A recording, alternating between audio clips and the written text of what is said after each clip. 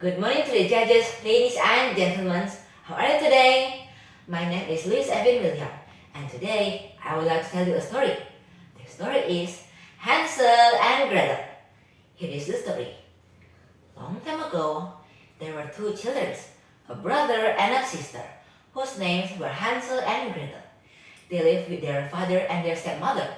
Their father worked as a woodcutter. Their stepmother often ill-treated the children and has been forever nagging the woodcutter. There's not enough food in the house. There are too many mouths to feed. We must get rid of those two brats. She declared. She kept on trying to persuade her husband. Take them miles away from home, so far that they cannot find their way back home. The woodcutter didn't know what to do. Hansel, who one evening had overheard his parents' conversation. Then he confronted Gretel. It's okay, don't worry. Even if they do leave us in the forest, I'll take you back home, okay? I promise. Then, slipping out of the house, he picked some pebbles from the ground and filled his pocket with it. Then he went back to sleep. The next day, as they were walking, Hansel took the rocks and spilled them one by one.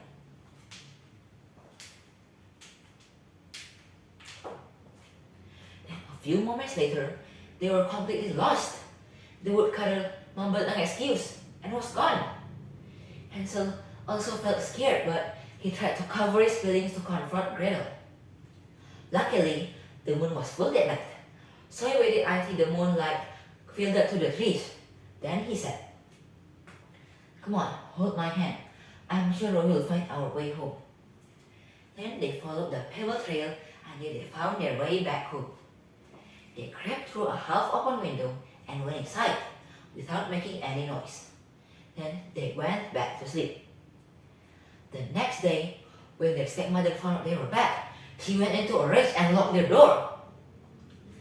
We must leave them further into the forest at night, so they have no chance to get back here. What do you mean? We're not leaving them there again. Do you want to starve to death? The woodcutter didn't reply. Hansel tried to grab pebbles again, but this time the door was locked. The next day, their stepmother gave them even smaller pieces of bread for lunch. As they were walking through the forest, Hansel tore the bread and spilled the breadcrumbs to the ground. Then their parents left them there. They split the bread in half and ate it. Then they found they were lost again. Then they went to sleep. When they woke up, the breadcrumbs were gone because it was eaten by wild animals. Hansel was very upset, but this time it was Gretel's turn to be brave. Come on, I'm sure we will find our way home. Then they walked on for hours and hours.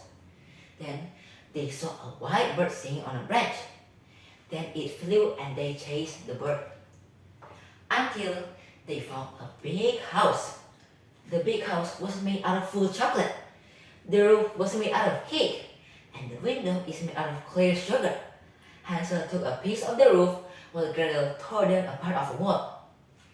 Not long after that, an old lady came out of the house. Who's in my roofs and walls? She said. Then she saw the children. She said again, this time with a calmer voice. Oh, it's you. Come in. I'll make you some hot drink. Then Hansel and Gretel went in the old woman's house, where she fed them very nicely. When they wanted to go home, the old lady said, Huh? Home? You said home? Never! You two are staying here. I will eat you.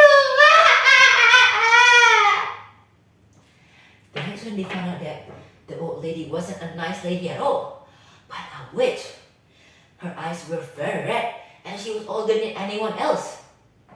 She had a terrible eyesight, but a good sense of smell. Then she said, Come on, girl. Show me what you got. Cook some delicious food for your brother. Gretel had no choice but to cook foods for her brother. A week passed by. Hansel ate a lot of food while Gretel ate nothing. The witch came in to check Hansel. Come on, show me your finger. Knowing that the old witch can't see well, Hansel would trick her by holding a chicken bone. She thought it was his finger. Then she was very mad because of how thin he was. 4 weeks passed by. The witch ran out of her patience. Hey you! Fill that big pot with water. I will call your brother now. I don't care how thin he is. I will make a nice Hansel soup.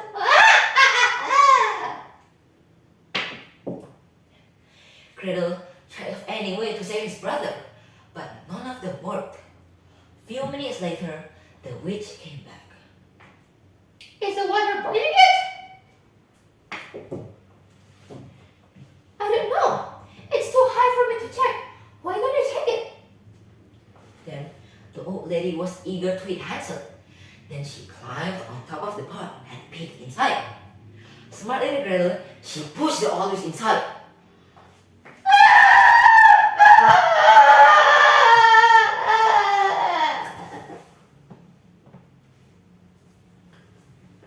The old witch then boiled to death.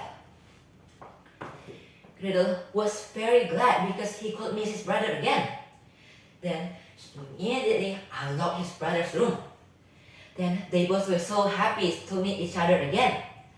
But before leaving, they found a pot of golden coins. Oh my god, it's golden coins. We are rich now. We can buy as much food as we want. Then they took the pot with them. After hours and hours of walking, they finally got out of the witch forest. Their father was waiting in front of their house. Oh my god, Hansel and Gretel, you're back. I'm so glad. I miss you so much. And don't worry, I've kicked your stepmother out of the house. No one will annoy us again. Look, Dad, we are rich now. It's gold coins. You don't have to cut woods again. Since then, they all lived happily ever after. So friends, from the story above, we must learn that we shouldn't trust strangers, even if they were nice to us. Who knows, they might do something bad. So, that's all about the story of Hansel and Gretel. Thank you for your attention and have a nice day, everybody.